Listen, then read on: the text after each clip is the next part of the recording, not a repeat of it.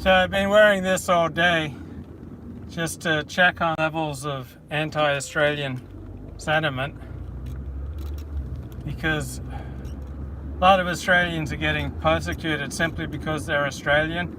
They have a distinctive way of life, distinctive dress, distinctive customs, and they face discrimination.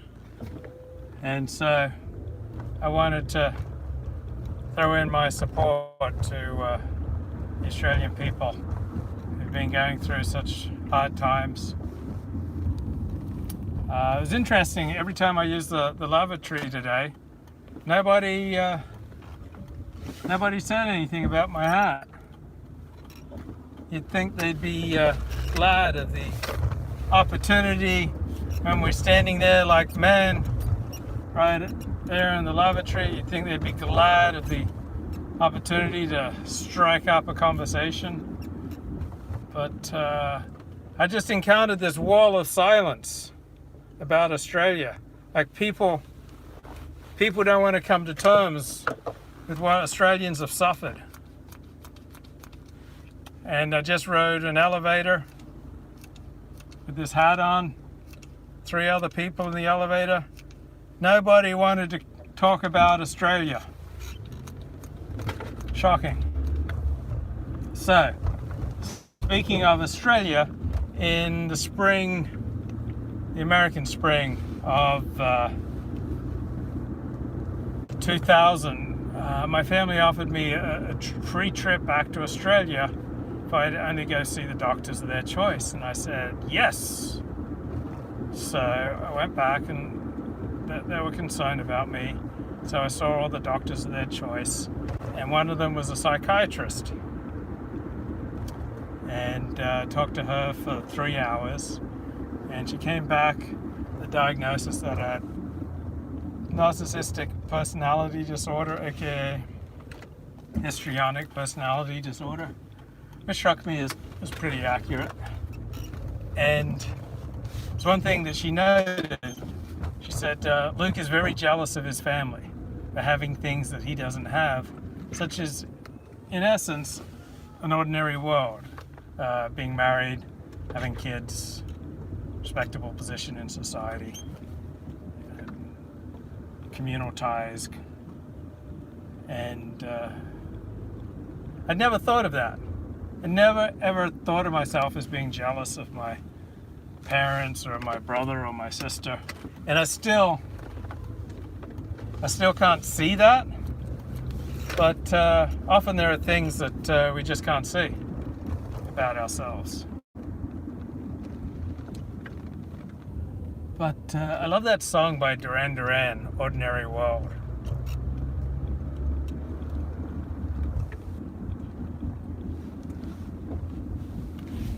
And I think it's like a really good song for addicts, because I've had no experience with alcoholism or drug addiction. Like, I've never touched those substances. So all my addictions have been of the emotional kind, addicted to certain emotional processes. The end result is poverty, loneliness, despair, misery.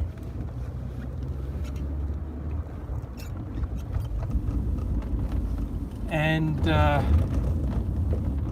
up through my 20s and 30s, I could kind of get away with thinking, if I just get this one thing right, if I just get this one thing sorted, then I'll be on my way. And the gap between my life and the lives of my peers wasn't that large in my 20s. It wasn't even noticeably that large in my 30s. But by the time I hit my 40s, then the gap had become painful. It was painful. It was big, and I'd really feel it on Sabbaths and Jewish holidays, when people in my community, they had family and friends and ties and bonds and people to get together with, and I was feeling just isolated, because on the Sabbath, due to Orthodox Judaism's prohibitions of all sorts of things, including initiating electricity, there was just no way of distracting myself from my problems, from my loneliness, from my inability to bond, to build a family, even just to build communal ties. And so at age 44, I think I started going to 12-step meetings. Because even though I'd had 10 years of psychotherapy, life just wasn't working. And I had confidence that there was this ordinary world out there that I had yet to find.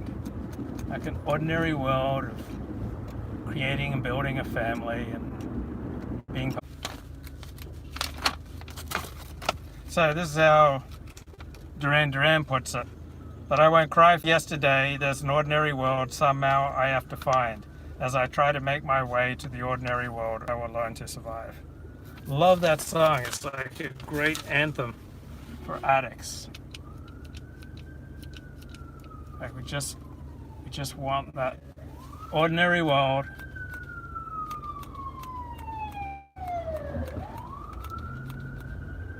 That normal level of human connection. So about half of people, about half of the population, just not prone to addiction. So what kind of people are these? These are people who, when they are ill-treated, they get the hell out of those situations and they reduce their contact with people who treat them ill. When they're well-treated with people they like, then they build those bonds and they maintain relationships. And that's what it means to live in an ordinary world. Where people treat you bad, you get out of those situations or you minimize them, you minimize contact with those kind of people as much as possible. And people treat you well and you like them, then you build on that and you don't blow those relationships up.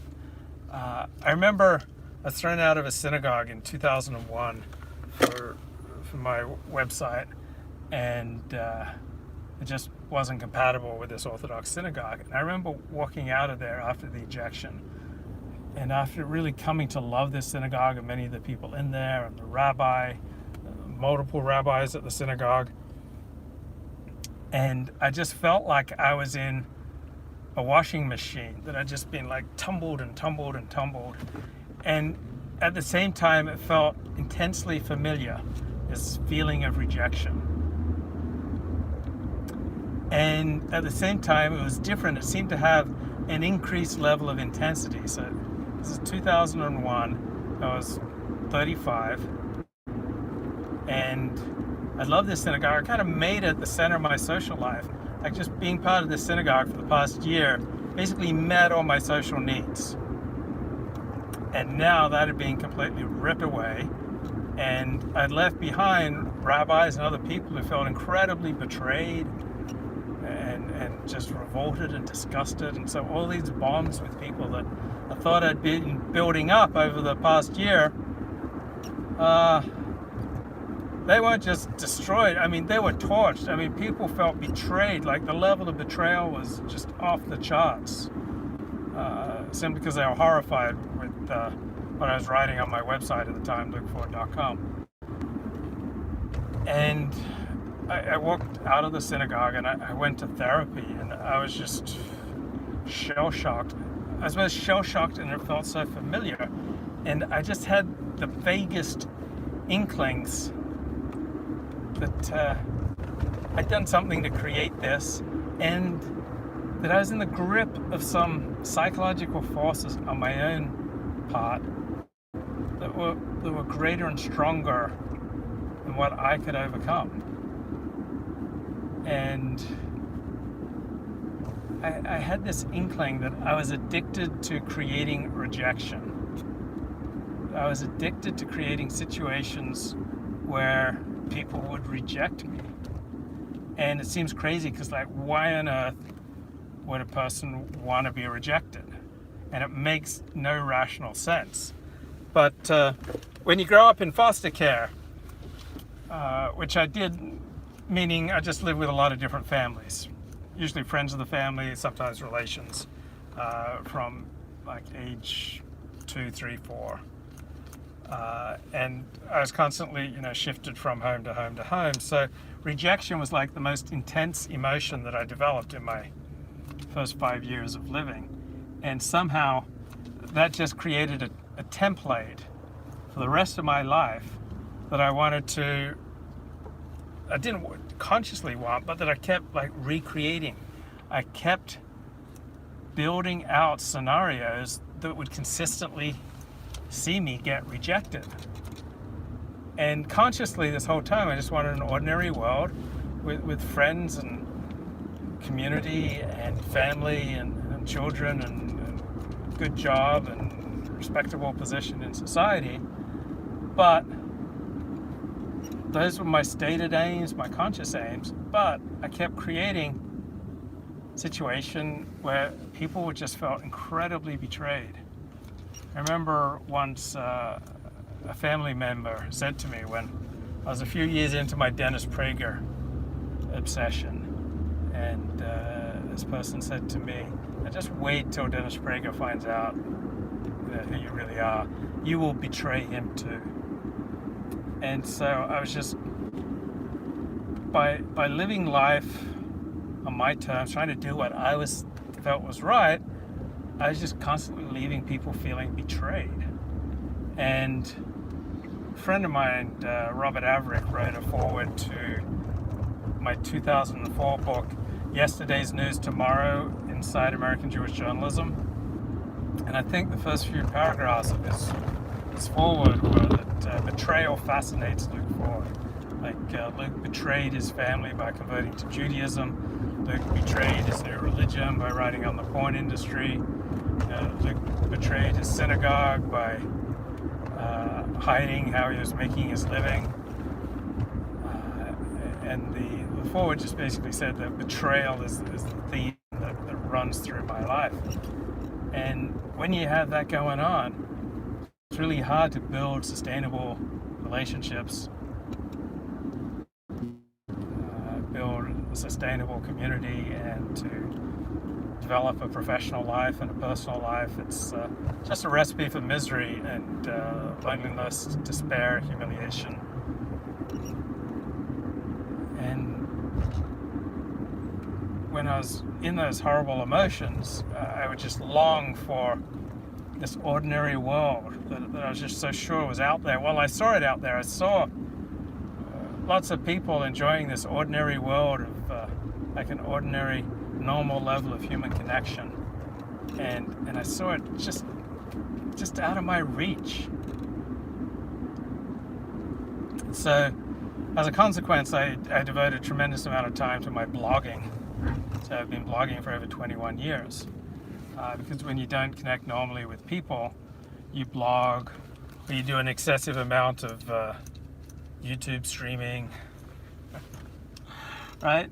Normal people don't spend as much time streaming on YouTube and blogging as I have done. When you don't grow up normally, when you have your soul punctured as a kid, you kind of grow up thirsting for attention, because that's the addict's way of pursuing love. They pursue attention, often by the very kind of attention-seeking histrionic behavior that will guarantee they're not going to be able to sustain love. So I noticed when I wrote about the porn industry, the porn stars would talk about having thousands and thousands of fans, but the very behavior that got them tens of thousands of fans was the behavior that would keep most decent men and most decent people away from them. Not just for the 6 months that they're in the porn industry, but for the rest of their lives. That by virtue of participating in the porn industry, they have socially isolated themselves for the rest of their life. That they have hacked away at their abilities to bond with people and to create an ordinary world afterwards. There are just certain things that we do that will forever make it difficult for people to want to connect with us. I remember I was at this Jewish singles event at my synagogue, at my Orthodox synagogue. The rabbi was there, he was hosting it, and we were all going around in a circle, introducing ourselves. And I think something like the way I introduced myself was, I am Levi, and I love sarcasm and irony. When I told my therapist about that, she said, well, that'll really make people want to get close to you.